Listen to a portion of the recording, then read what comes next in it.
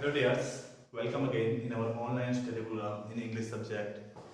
We were in the second lesson in the last lecture and the lesson was the sound of music part 1. And the part 1 was Evelyn Glennie listens to music without hearing it.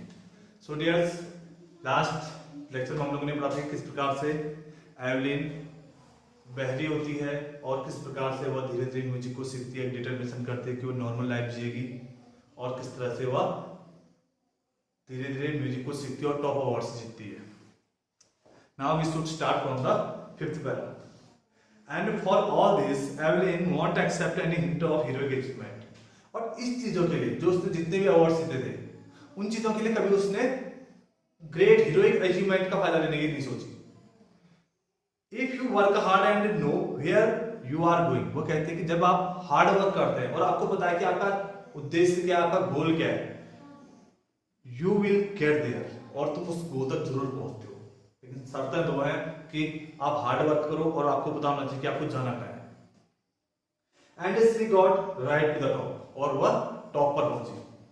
The world's most sought after multi-percussionist with mastery of some thousand instrument and hectic international schedule. अब वह धीरे धीरे एक नहीं बल्कि बहुत सारे music instrument बजाने लगी और एक परक्यूशनिस्ट बन चुकी थी. और अब उसका जो इंटरनेशनल शेड्यूल था वो बहुत ज्यादा व्यस्त रहने लगी. उसे बहुत पूरी दुनिया भर से उसे इनविटेशन आने लगे और वह पूरी दुनिया भर में अपने म्यूजिक इंस्ट्रूमेंट्स बजाने के लिए जाने लगी. It is intriguing to watch Evelyn function so effortlessly without hearing. और यह बात इंट्रिगिंग मींस होता है उत्सुक, क्यूरियस ना. यह बात बहुत ज्यादा उत्सुकता वाली थी कि आप एवलिन को बिना कुछ सुने हुए म्यूजिक बजाते हुए देखना. वो सुन नहीं सकती थी लेकिन वो बहुत अच्छा म्यूजिक बजाती थी, दूसरों के साथ मैच कराती थी. In our 2-hour discussion she never missed a word. तो राइटर कहता है कि जब हमने डिस्कस कर रहे थे तो 2 घंटे तक मैंने उसका इंटरव्यू लिया और उन 2 आवर्स में उसने कोई भी वर्ड मिस नहीं किया. जबकि वो सुन नहीं सकती थी लेकिन वह लिप रीडिंग कर सकती थी. मैन विथ बसी बियर्ड्स गिव मी ट्रबल. तो कहते हैं जब जो घनी दाढ़ी वाले जो लोग होते हैं मैन, मुझे उनसे बहुत ज्यादा ट्रबल होती है. क्यों होती है? It is not just watching the lips, it is the whole face specially the eye. उसके उन लोगों की केवल लिप्स को ही देखना पड़ता है, उनके होल फेस को देखना पड़ता है, स्पेशली उनकी आईज को देखना पड़ता है कि वो कहना क्या चाहते हैं. She speaks flawlessly with A Scottish lip. वह फ्लॉलेसली बोलती है क्योंकि उसकी जो लैंग्वेज है स्कॉटिश लैंग्वेज है, लेकिन वह इंग्लिश बहुत ज्यादा फ्लॉलेसली बोलती है. My speech is clear because I could hear till I was 11. वो कहते हैं कि मेरी स्पीच इसलिए क्लियर है क्योंकि मैं जब 11 ईयर्स की थी तब मैं सुन सकती थी, तो मुझे बोलने में कोई दिक्कत नहीं होती.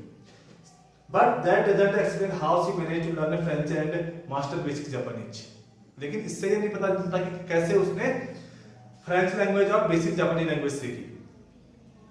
As for the music she explains. वो म्यूजिक के लिए वो कहती है it pours in through every part of my body. वो कहती है कि म्यूजिक मेरे बॉडी के हर पार्ट से होकर बहता है. It tingles in my skin. यह मेरी स्किन को एक्साइटेड करता है. My cheek bones and even in my hair. यहां तक मैं अपने चीक बोन्स से और अपने हेयर में भी म्यूजिक को फील करती हूँ क्योंकि मेरी पूरी बॉडी पर यह बहता है. When she plays the xylophone, she can sense the sound passing up the stick into her fingertips. और जब वो xylophone बजाती है तो जैसे ही she can sense the sound passing up the stick into her fingertips. जैसे उसके fingertips में जो stick से जब वो xylophone बजाती है तो जो म्यूजिक निकलता है उसको फील करती है. By learning against the drums, she can feel the resonance flowing into her body. जब ड्रम बजाया जाता है तो जो उसकी कांपने की आवाज होती है वो उससे अपनी बॉडी को फील करती है. On a wooden platform, she removes her shoes. और जैसे कोई लकड़ी का स्टेज होता है परफॉर्म करने के लिए तो अपने शूज उतार देती है. क्यों? So that the vibration pass through her bare feet and up her leg. जिससे क्या होगा, उसके bare foot बिना जूते हुए नंगे पैरों पर जब उसके वुड जो प्लेटफॉर्म होता है उससे जब पास होगा, वाइब्रेशन होगा तो उसकी बॉडी तक वो पहुंचेगी और उस म्यूजिक को फील कर सकती है. Not surprisingly, Evelyn delights her audiences. और एवलिन अपने ऑडियंसेस को बहुत ज्यादा खुश करती थी. In 1991, she was presented with the Royal Philharmonic society prestigious socialist in the year award. अब 1991 में उसे एक अवार्ड मिला था जिसका नाम था royal Philharmonic society prestigious socialist of the year award. से मास्टर परक्यूशनिस्ट जेम्स लेट्स, एक मास्टर परक्यूशनिस्ट थे जेम्स लेट्स, वो कहते हैं God may have taken her hearing, हो सकता है कि भगवान ने उसकी सुनने की क्षमता ले ली हो, but he has given her back something extraordinary, लेकिन उसे कुछ एक्स्ट्राऑर्डिनरी चीज उसे वापस की है। What we hear she feels, जिस चीजों को हम सुनते हैं वो फील करती है, far more deeply than any of us, और हम जितना उस चीज को सुन नहीं सकते हैं वो उससे ज्यादा उससे डीपली वो क्या करती है, उसे फील करती है।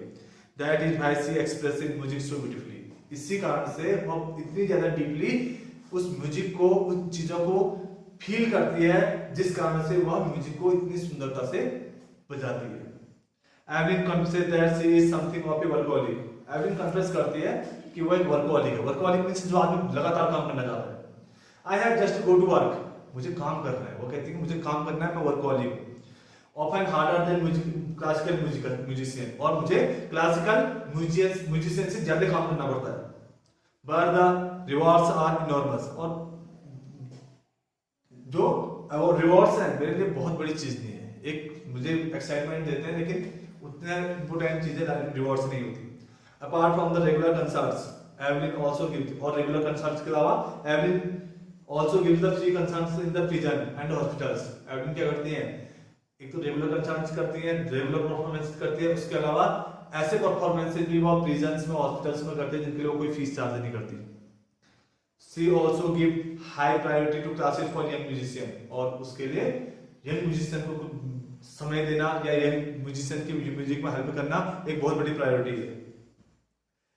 And recalling of the B21 fund for deaf childrens age, और जो एक B21 फंड है डीफ चिल्ड्रंस के लिए, उनकी एक मेंबर है एंड रिकलिंग, वह कहती हैं she is a silent inspiration for deaf children, जो एवलिन है वो डीफ चिल्ड्रन के लिए इंस्पिरेशन है।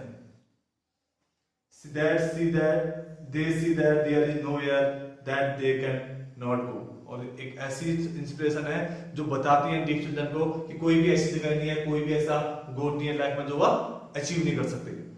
Evelyn Glennie has already accomplished more than most people twice her age, और उनके साथ भी वो रह चुकी है, उनके साथ भी उन्होंने काम कर चुके हैं जो उनके एज के दोगुने लोग हैं। She has brought percussion to the front of the orchestra and demonstrated that it can be very moving. She has brought percussion to the front of the orchestra, वो orchestra में लोगों के साथ काम कर चुकी है, and demonstrated that it can be very moving, और ये भी दिखा चुकी है कि यह बहुत ज़्यादा मूविंग हो सकती है, एक जगह से दूसरी जगह में हो सकती है। She has given inspiration to those who are handicapped, वो एक इंस्पिरेशन बन चुकी है, इंस्पायर कर चुकी है लोगों को जो हैंडीकैप्ड हैं। People who look to her and say, और जो लोग उसे देखते हैं और वो लोग बोलते हैं if she can do it I can, कि अगर वह ऐसा कर सकती है तो हम भी ऐसा कर सकते हैं।